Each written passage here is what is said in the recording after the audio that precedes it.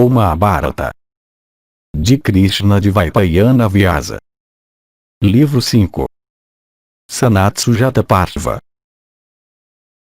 Capítulo 44. Pergunta sobre a realização de Brahman.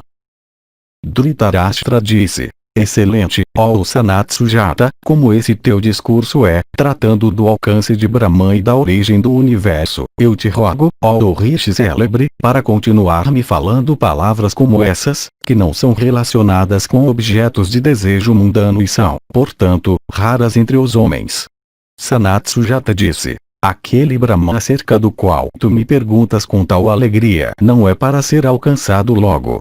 Depois que os sentidos foram controlados e a vontade foi imersa no intelecto puro, o estado que se sucede é um de ausência completa de pensamento mundano.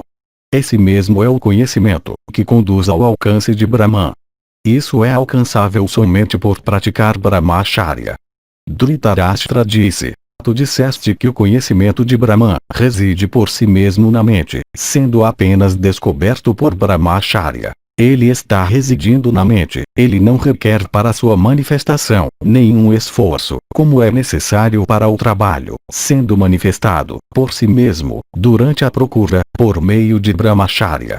Como então a imortalidade é associada ao alcance de Brahman?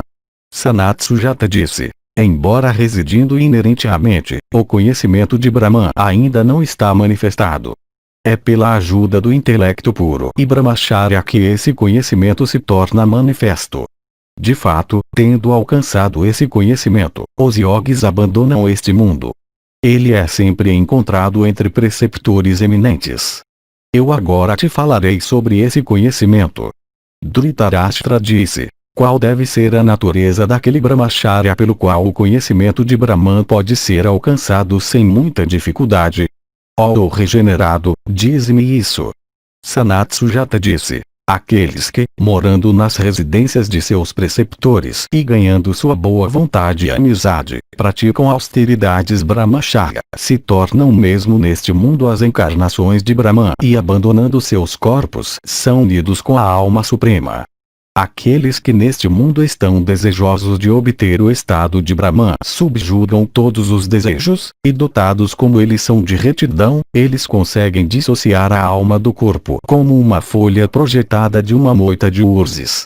O corpo, ó Bharata, é criado por estes, isto é, o pai e a mãe, o novo nascimento, no entanto, que é devido às instruções do preceptor é sagrado, livre de decrepitude, e imortal.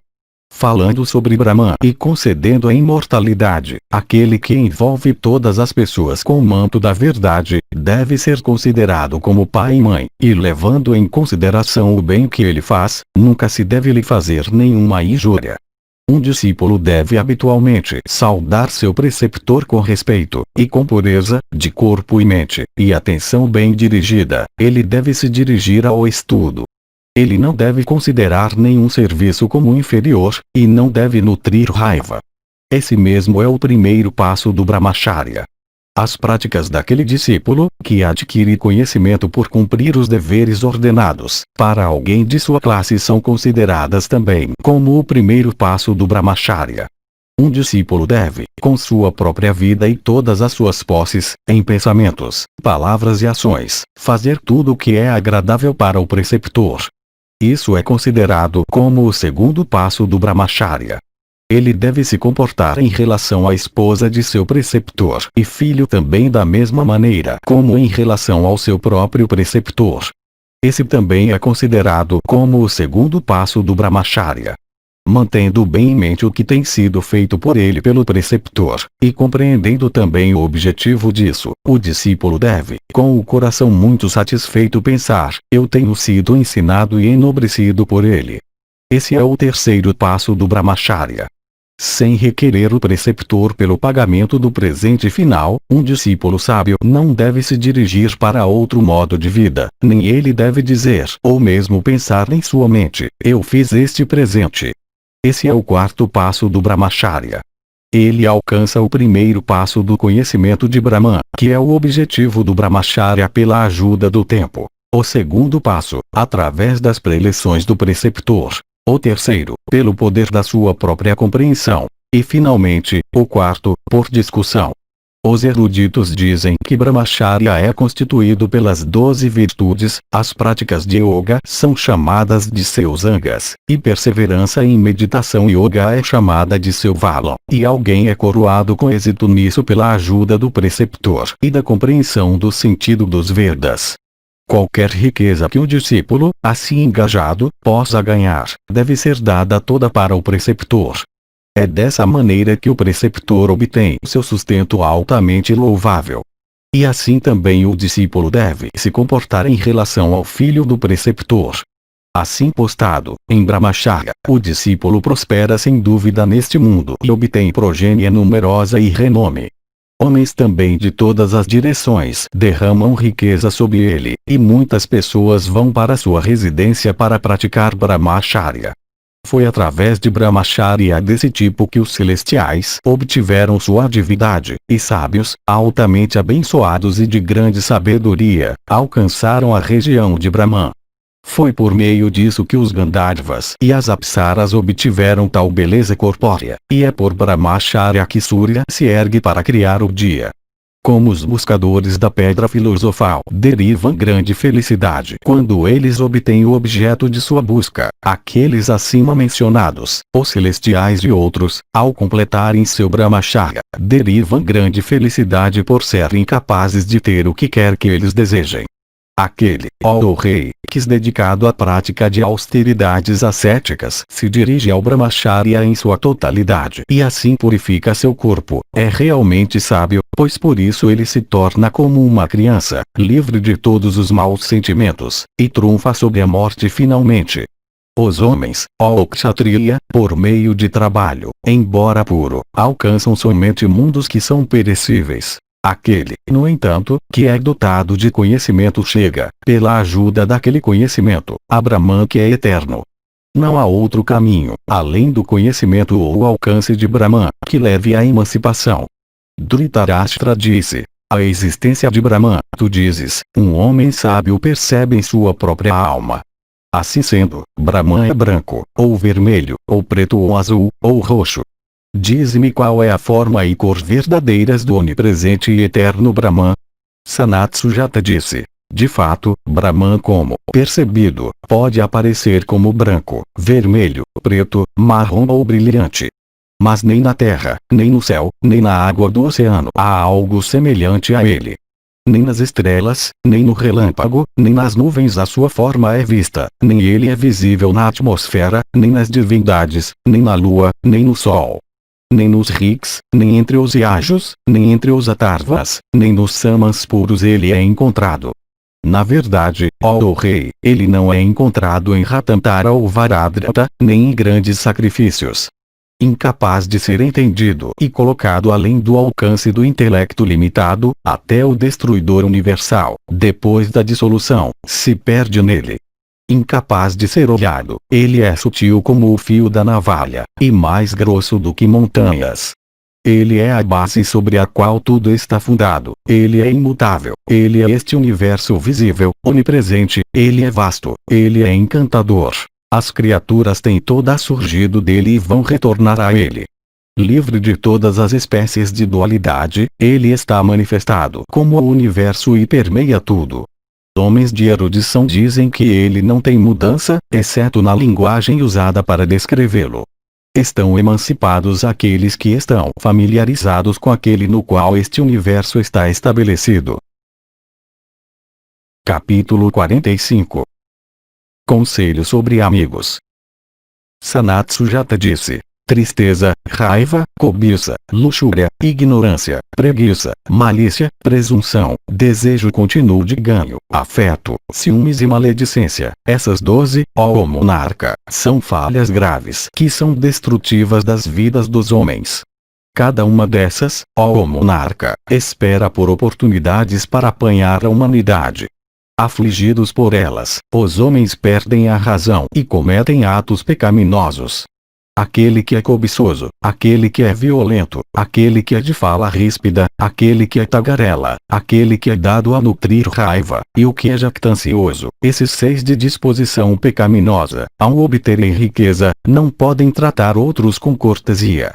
aquele que considera a satisfação sensual como o objetivo da vida, aquele que é convencido, aquele que se gaba tendo feito uma doação, aquele que nunca gasta, aquele que é de mente fraca, aquele que é dado à vaidade, e aquele que odeia a sua própria esposa. Esses 7 são considerados como homens maus de hábitos pecaminosos. Retidão, veracidade, ascetismo, autodomínio, contentamento, modéstia, renúncia, amor aos outros, caridade, conhecimento das escrituras, paciência e perdão. Essas 12 são as práticas de um Brahmane. Aquele que não abandona essas 12 pode dominar a terra inteira. Aquele que é dotado de 3, ou 2, ou mesmo uma delas nunca considera nada como sua com a exclusão de outros. Autodomínio, renúncia e conhecimento, nesses reside a emancipação. Esses são os atributos dos Brahmanes dotados de sabedoria e que consideram Brahman como o maior de todos os objetos de conhecimento. Verdadeiro ou falso, não é louvável para um Brahmane falar mal de outros. Aqueles que fazem isso têm o inferno como residência. Mada tem 18 falhas que ainda não foram enumeradas por mim. Elas são: animosidade para com outros, por obstáculos no caminho de ações virtuosas, difamação, falsidade em palavras, luxúria, ira, dependência, falar mal de outros, descobrir os defeitos de outros para contar, desperdício de riqueza, disputa, insolência, crueldade para com criaturas vivas, malícia, ignorância, desrespeito com aqueles que são dignos de consideração, perda da compreensão de certo e errado, e sempre procurar ferir outros. Um homem sábio, portanto, não deve ceder a Mada, pois os acompanhamentos de Mada são censuráveis. É dito que a amizade possui 6 indicações. Primeiro, amigos se alegram com a prosperidade de amigos e, em segundo lugar, ficam aflitos em sua adversidade. Se alguém pede alguma coisa a qual é cara para seu coração, mas que não deve ser pedida, um amigo verdadeiro certamente dá até isso. Quarto, um amigo verdadeiro que é de uma disposição justa, quando pedido, pode dar até a sua própria prosperidade, seus filhos queridos, e até a sua própria esposa. Quinto, um amigo não deve morar na casa de um amigo, a quem ele possa ter concedido tudo, mas deve desfrutar do que ele ganha por si mesmo. Sexto, um amigo não para de sacrificar o seu próprio bem, por seu amigo. O homem de riqueza que procura adquirir essas boas qualidades, e que se torna caridoso e justo reprime seus 5 sentidos, de seus respectivos objetos. Tal restrição dos sentidos é ascetismo. Quando cresce em intensidade, isso é capaz de conquistar regiões de felicidade futura, diferente do conhecimento que leva ao êxito aqui mesmo. Aqueles que abandonaram a paciência, e são incapazes, portanto, de obter conhecimento, adquirem tal ascetismo pelo propósito que eles nutrem, ou seja, a obtenção de bem-aventurança nas regiões elevadas futuramente. Em consequência de sua habilidade para compreender aquela verdade, Brahman, da qual os sacrifícios fluem, o yogi é capaz de realizar sacrifícios por meio da mente. Outros realizam sacrifícios por palavras, japa, e outros por trabalho. A verdade, Brahman, reside naquele que conhece Brahman como investido com atributos. Ela reside mais completamente naquele que conhece Brahman como privado de atributos. Ouve agora outra coisa de mim. Esta filosofia célebre e sublime deve ser ensinada para discípulos. Todos os outros sistemas são só uma miscelânea de palavras. Todo este universo está estabelecido nesta filosofia yoga.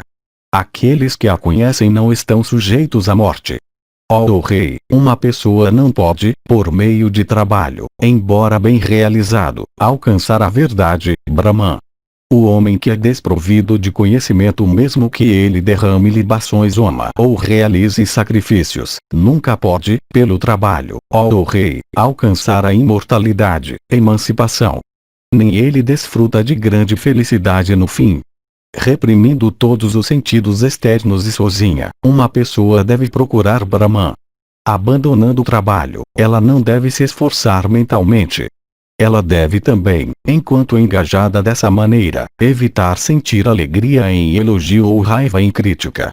ó Kshatriya, por se comportar dessa maneira segundo os passos sucessivos indicados nos Vedas, uma pessoa pode, aqui mesmo, alcançar Brahman. Isso, ó erudito, é tudo o que eu te digo.